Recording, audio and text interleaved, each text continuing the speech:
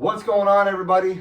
This is Anthony with Dog Chronicles. I got my buddy Jessie Barnum here today. How y'all doing? I'm really excited about this. Jessie and I have been talking about this for a while. He's big into the, he likes the kind of same stuff that I like. He likes the dogs and stuff. He's real big into bird dogs, and he does falconry. We've known each other for about 3 years now or so. So it was cool to meet somebody that kind of shares your same interest, you know. So what we're going to talk about today, we got a few topics we want to talk about. Obviously, our special guest here, this is Albert. He's a great horned owl. So like I said, Jesse's into falconry. So Jessie, tell us a little bit about this guy here and what your plans are. This is Albert. We actually we found Albert up in North Florida, and I have a permit to keep him. So we're working right now with training him. He flies to the glove, and he'll learn to hunt. When it comes to dogs, and he likes he's already on the bird. Yeah, there you go. So anyhow, he was actually found by my bird dog, and my bird dog. She's a French Brittany, and she knows what to point and what not to point. And we were actually pheasant hunting.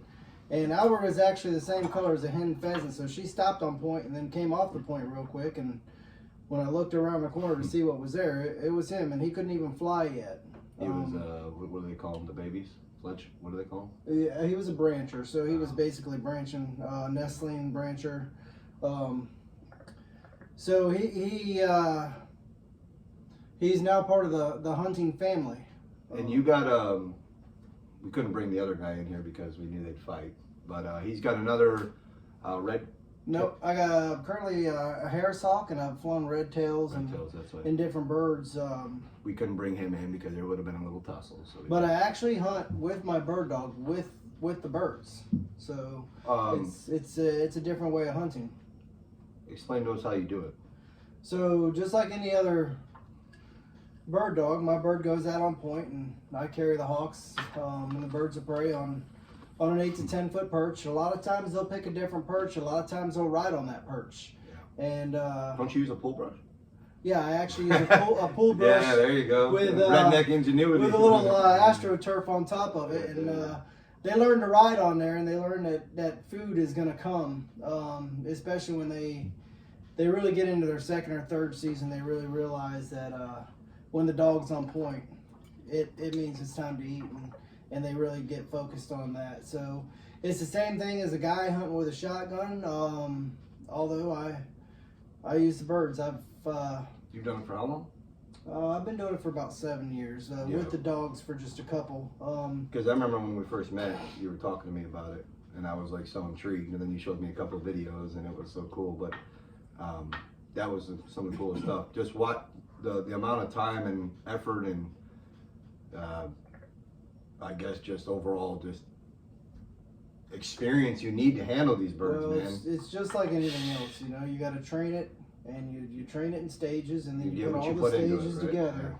So you know, you train your bird, you train your dog, then you train your dog and your bird to kind of be able to withstand each other. You know, a lot of tethering down birds and feeding birds next to the dogs while they're feeding. They realize that they don't want the same feed, and they're not competition for each other, but they're using each other. So then, they get along with them, don't they? Yeah. Just like the tractor that mows the pasture, and all the white birds follow the tractor. They realize that me and the dogs are their tractor, and that's awesome. They learn to hunt. And, we thought these bottles were fit the topic. We got whistle pig for the hog, and we got bird dog for what Jessie runs. So you use them obviously to run, you know, to catch your quail and stuff. The dogs flush them out. Quails and pheasants and rabbits. What? Now I'm a student of the game, so you know when we went up to the watermelon, where my buddy Jacob Huckabee, he's got Emerald Creek Kennels, helped me train my bird dogs. I knew nothing about bird dogs. We brought the hog dogs up there and showed them how it was done. Yeah, we caught 3 in one night. Yeah, it was fun. So, the yellow dog showed them bird dogs. What's up, man? But explain like the operation, like some of the breeds that they run, and like what you and Jacob have worked on.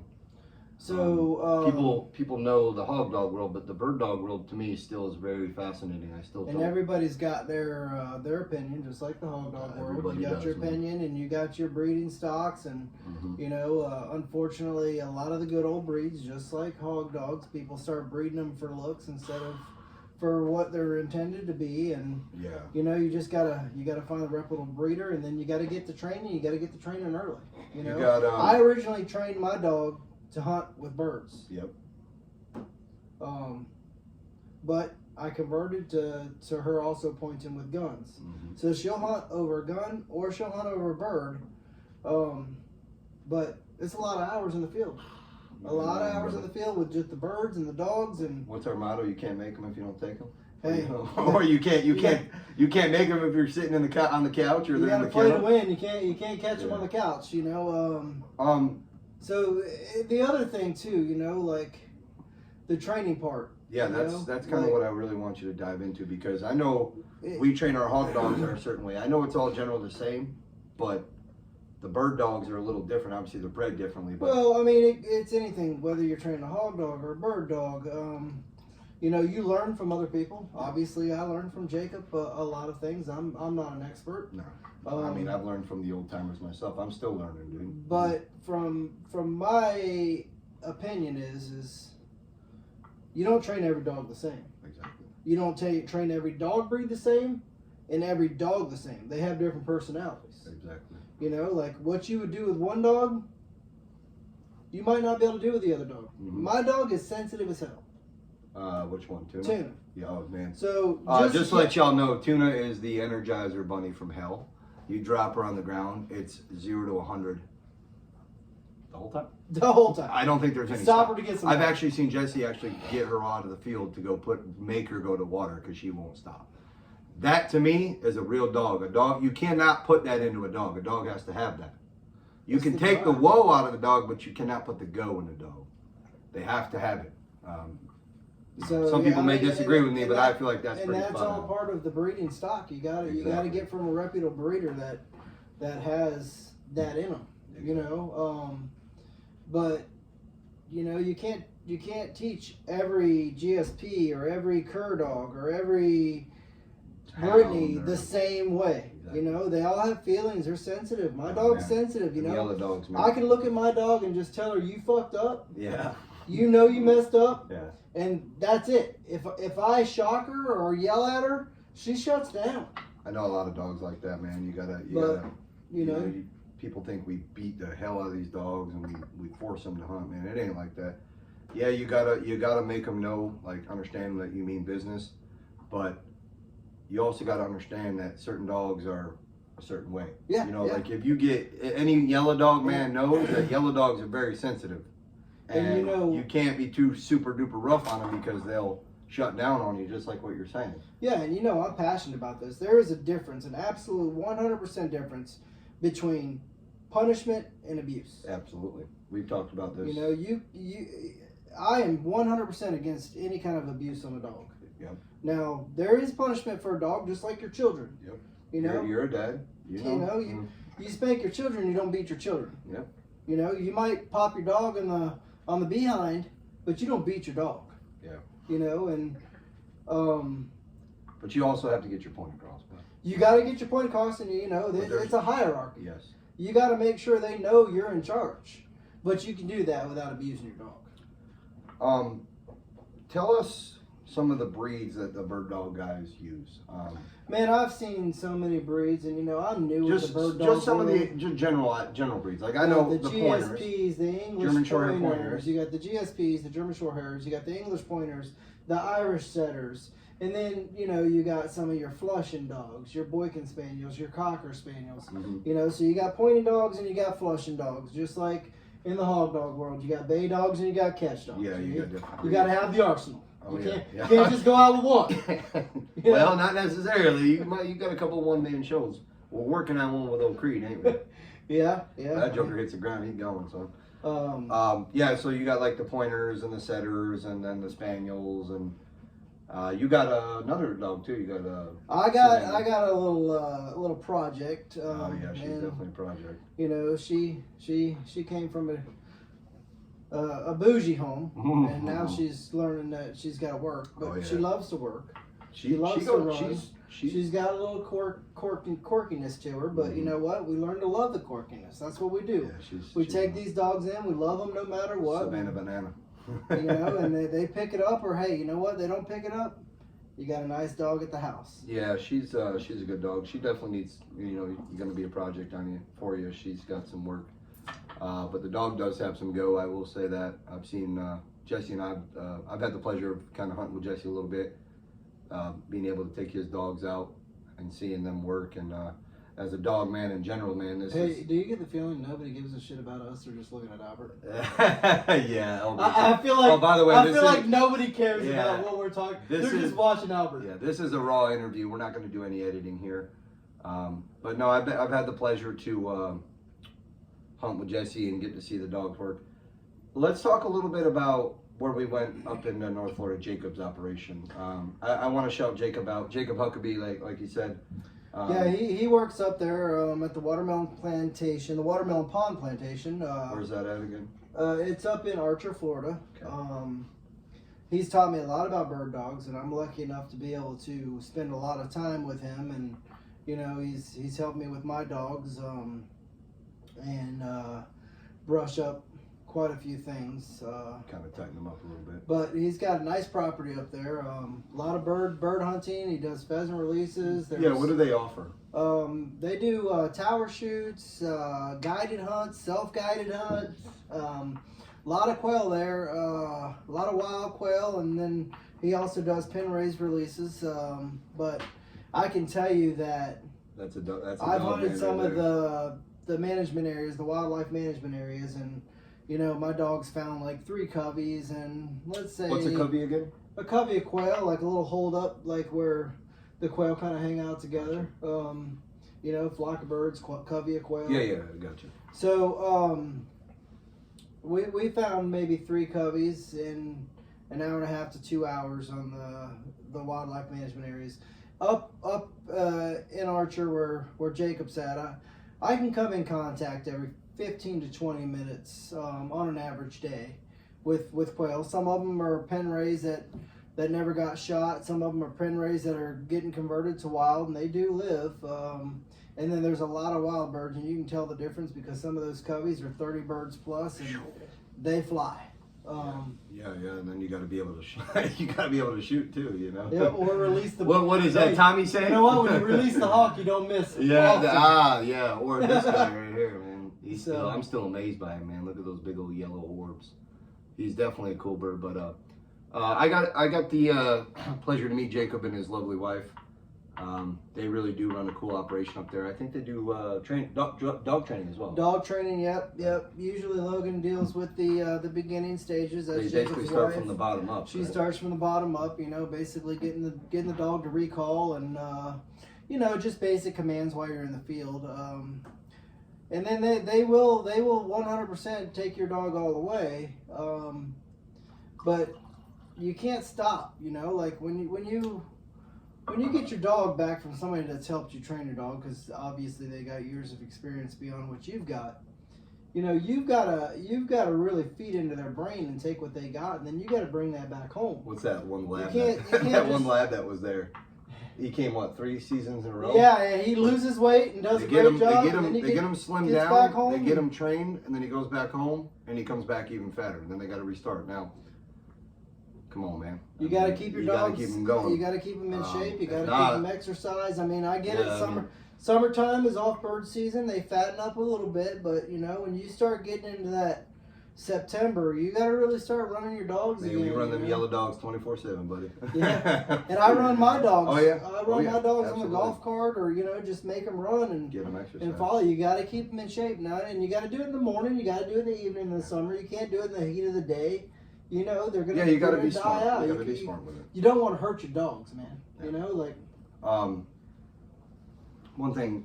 So I know, growing up in Florida, you've done some hog hunting and stuff, but hunting with me and stuff in the hog dog world, what do you think about that compared to like the bird dog world? What's your kind of opinion like I know you love the working dog aspect of it, and I know it's different breeds. You know, just like anybody, I just want to see as a true bird man, just like anybody, talking to a hog dog, watching the dogs, or even because hold on, you know these dogs that I raise are cow dog and hog dog. You're raising bird dogs, right?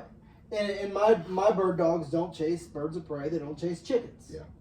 But they do chase birds. Yeah. You know, which is what I'm wanting them to chase. Exactly. But just like any person that's truly in it for the game, you're in it to watch the dogs. Exactly.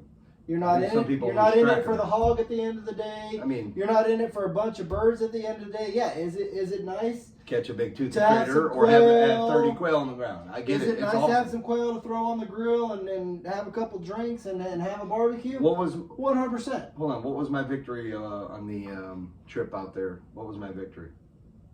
Banshee catching her first hog. Banshee found her first hog, got that hog bait stuck up, with it. You know, a little over a year. We were having a little rough time. Over a year old, and she did it. Exactly. We were having a little rough time up there. So I'm used to hunting South Florida, hunting the sugar cane. You know, that stuff's rough stuff. Now, don't get me wrong. I feel like if you have a dog that can hunt any of that kind of stuff, I mean, you got a pretty good dog. But going up to northern Florida where it's dry, it's hilly, different terrain, it took us a little bit of time to adjust. But the dogs finally, kicked in gear. And we got into a pack of hogs, and Banshee's a younger Jip I got. She's about a year old, and she's always, kind of gone, had a really, she's had a good start. She's always kind of wanted to go and stuff, but she found her first hog out there, and that was pretty cool, man. That was my victory of the whole weekend, and Jesse's got to enjoy that with me. He likes Banshee a lot. Banshee had a little run-in with a couple bigger hogs, and I thought she was going to kind of slow down a little bit, but she's got heart, man, and you can't keep her down. She just keeps going. Banshee got cut twice within a month. Yeah, and I looked at Anthony. I said, "Man, that dog has some heart. Like she really wants to do it." And when we were up there, and she found that hog and baited up, and then we got into two more. Remember we jumped that pack? Yeah, and. She's my favorite. She's my favorite. She's got heart. She's got drive. Yeah. And that's something that comes into the breeding. Yeah, that's something you can't train. The drive's got to be there. Got a buddy, Mike Cribbs. I do want to shout him out. Mike has done a very phenomenal job with breeding some of these yellow dogs that I own. I just want to say that he is crossing the right dogs, and he's putting the right genetics where they need to be. And I've had the pleasure of getting a couple dogs off of him and raising them and watching them succeed. Hey, I'm not going to get more. In the yellow dog world, that some of these old bloodlines, man, that they trace back to some really good dogs. And Mike is so dialed in on this that I just want to shout him out and just let people know that if you ever want a really good yellow dog, he's one of the really good guys around here that's doing it. So I just want to shout him out because the proof is in the pudding with some of these dogs that I'm hunting with. But so anyways, back to the main guest of the whole thing. Yeah, everybody just cares about Yeah, they pretty much do. But so you've been doing, like you said, you've done the bird thing for a while.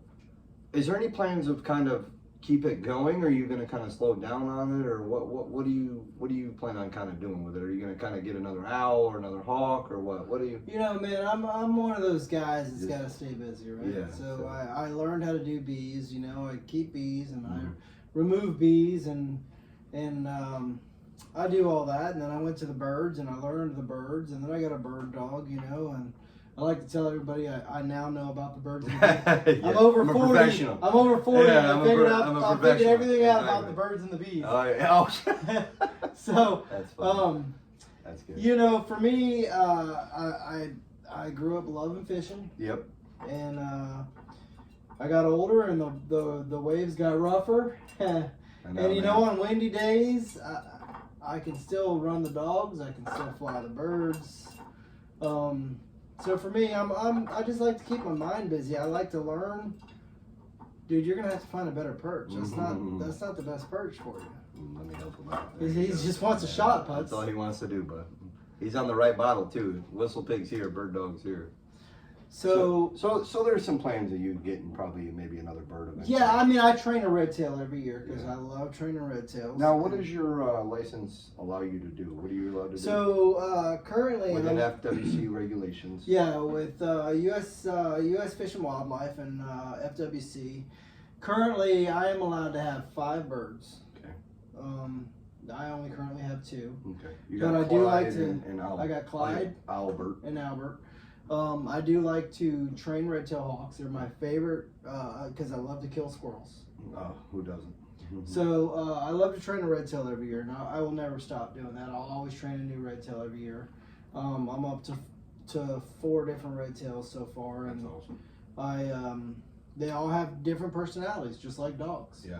You know, they all either pick it up or they all fly differently. You know, my first one flew and would land so dainty. It would land on your head and you wouldn't even know it. Wow. Yeah, the but second one I got, he comes in hot. I mean, I'm a bald guy, man. That's gonna hurt. That's a landing pad for him. He comes in hot too. You know, like he sticks to the landing like Velcro. Oh Jesus. So you know, it's just all about learning and all about enjoying the experience. You know, and with the wild ones that we trap, I can release them after hunting season, and they'll survive. And they go on. They're better hunters. Yeah. They survive, they live, and then they teach their babies how to hunt off of the power lines, off of the ditches, and off of the roadways, and they get into that thick cover and they hunt much better. They actually say that 80% of the birds of prey die their first year of life from power lines or cars, and then after we release them, their survival rate is like 90%. That's pretty cool, man. I think ever since I met you, man, this whole bird thing that you were showing me and talking to me about, I've been fascinated about it. I just think it's so cool where you can train a bird of like this stature, wild bird from the wild, and you can train him to fly to you, to sit on a perch walking through the woods and waiting for a dog to jump a bird or whatever bird, squirrel, whatever you're hunting, and it goes to it, and then you be able to walk up to that bird and get the animal that he has. And I told you how I wanted to start doing it, right? I can't remember. I seen some Mongolians hunting with an eagle. Oh, over there, they were hunting like wolves and stuff, right? Yeah, they were hunting like coyotes. Oh my goodness, those guys. I gotta do this, you know, and that's cool, man. You know, just like anything, you put your mind to it. This guy's wild, man. You figure it out, and that's what you do. That's cool, man. So basically, what I wanted interview Jessie about was to bring the bird dog and the bird of prey hunting to the table. He's been awesome of teaching me some of the stuff that I've been intrigued about. I've been blessed to see his dogs hunt on the ground. Cool to see these guys, you know, interact with, you know, allowing me to be around feed time and you know, let me put one on my arm and stuff like that. It's cool. So Jessie is a good friend of mine, and I can't wait to kind of, you know, see what the future brings with what we're gonna, you know, what he does with this and allow me to be a part of some of it. But the closing topic here, I think we've had a great conversation, man. Where we are doing this interview at is Jessie's Airbnb. You run an Airbnb. I just want to kind of shout this out. We're actually down in here now. Yes, this is where we're doing it. I wanted you guys to get a good look at this. I'll spin the camera around. Yeah, go ahead and spin the camera around, man. We're just going to keep it raw and uncut. I don't feel like editing it, to be honest with you, so that's what we're going to do. So show everybody what you got going on. So, you know, this is a little Airbnb. Usually this guy's not, he doesn't come with the Airbnb. Neither does he. Well, he can with an extra and you can see where we had the phone set up and everything. But, you know, we got a little kitchen in here and a few beds and a bathroom and a laundry room, and you know, it's here in Arcadia. People come out here and go ahead and show them the laundry room and all that, where they can.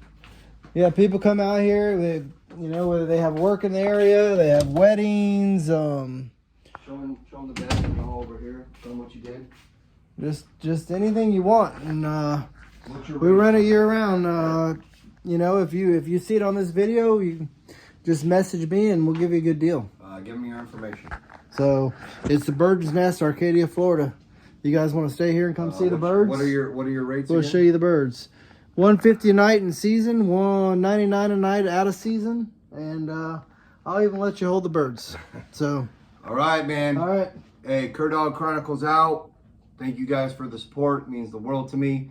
I want to shout a buddy of mine out as well, Matthew Lushak, Dancing Dogs Ranch. Go to his website, get some gear. He is doing some awesome stuff over there in Texas. I support him, and I will always support him. You guys should too. Please share this video, subscribe to the YouTube channel, Facebook page, whatever y'all want to do. Thank you.